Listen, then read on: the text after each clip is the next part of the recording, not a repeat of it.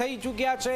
સવારે 9 વાગ્યા સુધીમાં લગભગ 14.25 એટલે કે 15% એવરેજમાં મતદાન થયું છે। સવારે 2 કલાકમાં 14.25% મતદાન થયું છે। મતદાન લઈને લોકોમાં ઉત્સાહ પણ જોવામાં આવી રહ્યો છે। વાવમાં જે રીતનો માહોલ છે, 3 લાખથી વધુ મતદારો છે અને હાલમાં જે સરેરાશ જે મતદાન છે, સારું એવરેજ મતદાન કહેવામાં આવી રહ્યું છે, કારણ કે પેટા ચૂંટણીની અંદર મતદાન ખૂબ જ ઓછું થતું હોય છે, પણ વાવ બેઠક પર આપ જોઈ રહ્યા છો કે મતદાન જે છે એ સારું થઈ રહ્યું છે। 321 પોલિંગ બૂથ પર હાલમાં મતદાન ચાલી રહ્યું છે, જેમાં 7 સખી મતદાન મથકો છે, એક આદર્શ મતદાન મથક છે। 14.25% 2 કલાકની અંદરનો આ આંકડો હાલમાં સામે આવી રહ્યો છે। 2 કલાકમાં 14.25% મતલબ કે ગ્રામીણ વિસ્તાર છે, લાંબી લાઈનો હાલમાં જોવામાં પણ આવી રહી છે।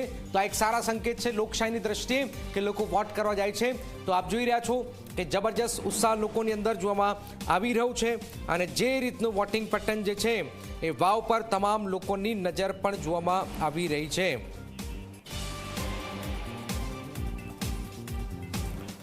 તો બનાસકાંઠાના વાવ બેઠક પર પેટા ચૂંટણી માટેનું મતદાન છે। વાવ સુઈગામ ભાભરના 179 ગામોમાં હાલમાં વોટિંગ ચાલી રહ્યું છે। ભાજપથી સ્વરૂપજી ઠાકોર, કોંગ્રેસ તરફથી ગુલાબસિંહ વચ્ચે જંગ છે। માવજી પટેલ અપક્ષ તરીકે મેદાનમાં છે। વાવમાં કુલ 10 ઉમેદવારોના ભાવિ આજે ઈવીએમમાં સીલ થશે। વાવ બેઠક પર કુલ મતદારોની સંખ્યા 3,10,681 છે। ત્રિપાખીઓ આ જંગ છે। માવજી પટેલ મેદાનમાં ઉતરવાથી આખરે આ જે જંગ જે છે એ રસપ્રદ બન્યું છે।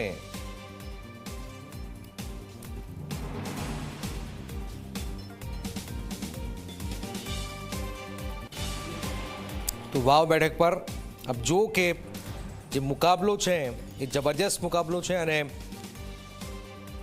ભાજપ અને કોંગ્રેસ મોટાભાગે અહીંયા બેટિંગ પર ઉતરતા હોય છે, પણ આ વખતે માવજી પટેલ જે બેટ લઈને મેદાનમાં ઉતર્યા છે તેના કારણે જે આ વાવનો જે મુકાબલો છે એ રોચક બનેલો છે અને એટલા જ માટે માવજી પટેલ આવવાથી આજે વાવની બેઠક જે છે એના પર તમામ લોકોની નજર છે। માવજી પટેલ જ્યારે પણ અપક્ષ લડે છે ત્યારે તે વોટ લઈ જાય છે, એનો ઇતિહાસ પણ છે। 17ની અંદર થરાદમાં જ્યારે ચૂંટણી લડે ત્યારે 42,000 જેટલા વોટ પણ લઈ ગયા હતા, એટલે આપ અંદાજ લગાવી શકો છો કે આ મુકાબલો કેમ રોચક બની રહ્યો છે।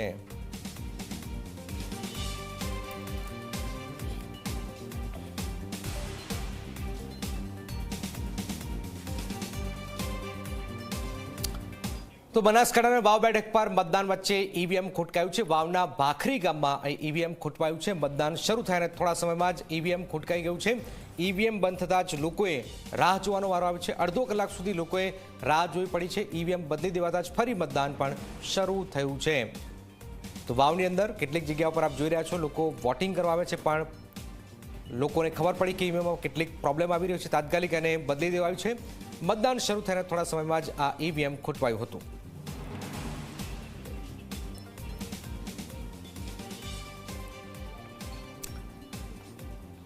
તો વાવ પર કેમ નજર છે, વાવમાં સત્તાના સમીકરણ શું છે, જરા એના પર નજર કરીએ તો વાવ બેઠક પર આપ જોશો તો લોકસભામાં કોંગ્રેસની જીતથી સમીકરણ અહીંયા બદલાઈ ગયું અને ત્યાર પછી આ બેઠક ખાલી થઈ। કોંગ્રેસના ગઢમાં ભાજપ ગાબડું પાડવાના ઈરાદા સાથે હાલમાં મેદાન છે। ભાજપે મિની માઇક્રો પ્લાનિંગ જે કર્યું છે અને કોંગ્રેસ પણ મેદાનમાં અહીંયા જોવામાં આવી રહી છે। વાવમાં હાલાકી ત્રિપાખીઓ જંગ છે અને વાવ બેઠક પર ભાજપે કોંગ્રેસ કરતાં વધુ મત મળ્યા હતા। વાવ જ્યારે લોકસભામાં કોંગ્રેસ જીતું, પણ વાવની જે સીટ હતી, વાવ જે મત વિસ્તાર હતો એમાં ભાજપે વોટ મેળવ્યા હતા। વોટ ટકાવીને ધ્યાનમાં રાખીને ભાજપ કોંગ્રેસે વ્યૂહરચના પણ ઘડી છે અને એટલા જ માટે હવે આ સોશિયલ એન્જિનિયરિંગ જ કોઈ પક્ષને અહીંયા ફાયદો કરાવશે। જે કી ફેક્ટર છે માવજી પટેલ છે, માવજી પટેલ કેટલા વોટ લઈ જાય છે એના પર નજર છે।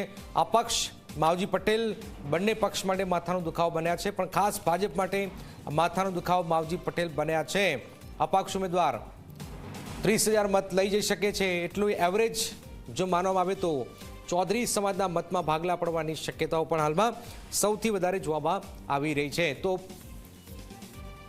હાલમાં ગુજરાતમાં વાવ પર તમામ લોકોની નજર છે અને જે મુકાબલો છે એ ત્રિપાખીઓ છે અને ભાજપ કોંગ્રેસની વચ્ચે માવજી પટેલ ચર્ચામાં જબરજસ્ત જોવા આવી રહ્યા છે। ચૌધરી સમાજના આગેવાન માવજી પટેલ અને સ્વરૂપજી અને ગુલાબસિંહ પણ મેદાનમાં છે અને આપ જોઈ રહ્યા છો કે લોકો રૂરલ લેવલે વોટિંગ કરવા આવી રહ્યા છે। એવરેજ જોવામાં આવે તો 15%ની આસપાસ આ 2 કલાકની અંદર 9 વાગ્યા સુધીનો આંકડો છે। 15%નો આંકડો હાલમાં સામે આવી રહ્યો છે।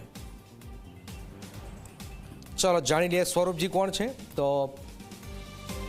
સ્વરૂપજી ઠાકોર 22માં ભાજપે વાવ બેઠક પરથી એમને ટિકિટ આપી હતી, હારી ગયા. જ્ઞાનીબેન જીતી ગયા, ફરીથી એમને મોકો આપ્યો અને ફરીથી મેદાનમાં છે. 22 પર ફરીથી પેટા ચૂંટણી આવી છે અને ફરીથી એમને મોકો આપવામાં આવ્યો છે. તો આ મુકાબલો જબરજસ્ત રોચક બની રહ્યો છે. ઠાકોર સમાજની સૌથી વધારે અહીંયા વસ્તી છે, મતદારો છે અને ત્યાર પછી ચૌધરી સમાજના પણ મતદારો છે. સ્વરૂપજી ઠાકોર 2022માં 15,000 મતથી જ્ઞાનીબેન સામે હારી ગયા હતા. ત્યાર પછી તેઓ જે છે એ વાવ તાલુકાના બિયોગ ગામના મૂળ વતની છે અને ઠાકોર સેનામાં પણ પ્રદેશ ઉપાધ્યક્ષ તેઓ રહી ચૂક્યા છે. તો સ્વરૂપજી ઠાકોર ફરીથી ભાજપે એમને મોકો આપ્યો અને ત્યાર પછી એમને ફરીથી આ વખતે 19માં લાગી તેઓ બનાસકાંઠા બેઠક પર અપક્ષ ચૂંટણી પણ લડ્યા હતા. ગુલાબસિંહ રાજપૂત કોણ છે જરા એ સમજી લઈએ. તો ગુલાબસિંહ પણ NSUથી જ્યારે તેઓ લડેલા છે તો NSU અમદાવાદમાં પણ તેમને પણ એ સારો આ ગામના વતની છે. મુદ્દો ચાલ્યો કે બનાસકાંઠાની અંદર જે વાવ બેઠક છે એમાં ગુલાબસિંહ છે એ બહારી છે પણ એ અસારવા ગામના છે અને એમના પિતા એમને પણ વાવ પર લડી ચૂક્યા છે અને એ પણ સતત જીતતા આવ્યા છે. અને આપ જોઈ રહ્યા છો યુથ કોંગ્રેસના પ્રમુખ પણ ગુલાબસિંહ રહી ચૂક્યા છે. અને આખો જે મુકાબલો જે છે એ આપ જુઓ કે 2022માં થરાદથી શંકર ચૌધરી સામે તેમની હાર થઈ હતી. હાલાકી 17માં એ 17 પહેલાં 19ની અંદર જે બાય ઇલેક્શન થયું તેમાં થરાદથી જીત્યા હતા. એક પેટર્ન તમે સમજો તો જ્યારે પેટા ચૂંટણી થાય છે બાય ઇલેક્શન લોકસભા પછી, તો એમાં જે પક્ષ જીતે છે, પરબત પટેલ લોકસભા જીતે છે તો સામે થરાદમાં કોંગ્રેસ જીતે છે અને આ વખતે જ્ઞાનીબેન જીત્યા છે. તો એક બાય ઇલેક્શનમાં તમે જુઓ તો શું થાય છે એના ઉપર પણ નજર રહેશે. તો 10 ઉમેદવારનું ભાવિ હાલમાં EVMમાં કેદ થશે. વાવમાં આપ જોઈ રહ્યા છો કે વોટિંગ માટે વહેલી સવારથી જ લાંબી લાઈનો જોવામાં આવી રહી છે.